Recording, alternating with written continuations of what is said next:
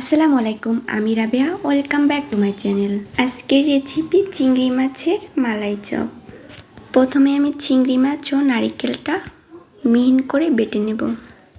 এখন একে একে সব উপকরণগুলো চিংড়ি মাছের সাথে দিয়ে দেব। প্রথমে দিয়ে দিলাম নারিকেল বাটা, এখন দিয়ে দিলাম আদা রসুন বাটা, তারপরে দিয়ে দিলাম হলুদ গুঁড়ো, মরিচ গুঁড়ো, জিরা গুঁড়ো, স্বাদ মতো লবণ।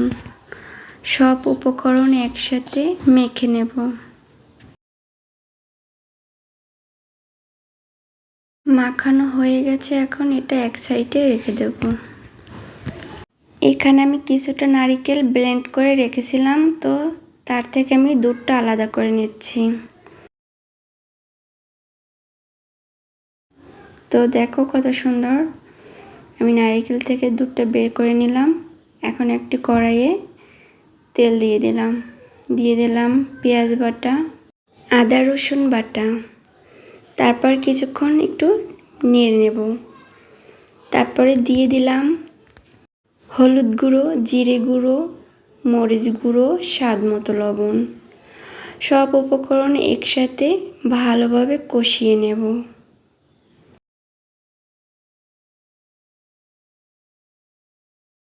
তো দিয়ে দিলাম এবার তেজপাতা, দারুচিনি, এলাচ। তারপরে আরও কিছুক্ষণ কষিয়ে নেব। এখন কিছুটা পানি দিয়ে দিলাম।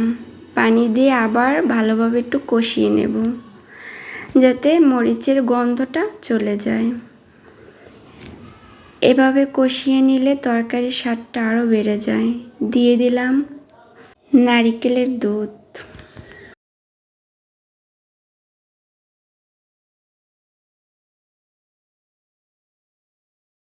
এবার চিংড়ি মাছের পুরটা গোল গোল শেপ করে এভাবে দিয়ে দেব, যখন ঝোলটা ফুটে উঠবে, না হলে ভেঙে যেতে পারে।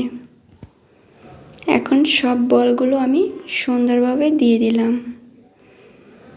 এভাবে ঢাকনা দিয়ে 10 মিনিট রান্না করব। এই যে দেখো কত সুন্দর ফুলকো ফুলকো হয়ে গেছে আমার বড়াগুলো। এভাবে আরও কিছুক্ষণ জাল করে নেব। তো দেখো আমার রান্নাটা অলরেডি হয়ে গেছে। এখন আমি নামিয়ে নেব। খুবই অল্প সময়ে দারুণ একটা রেসিপি। এমন নতুন নতুন রেসিপি পেতে আমার চ্যানেলটা সাবস্ক্রাইব করতে ভুলো না। ধন্যবাদ।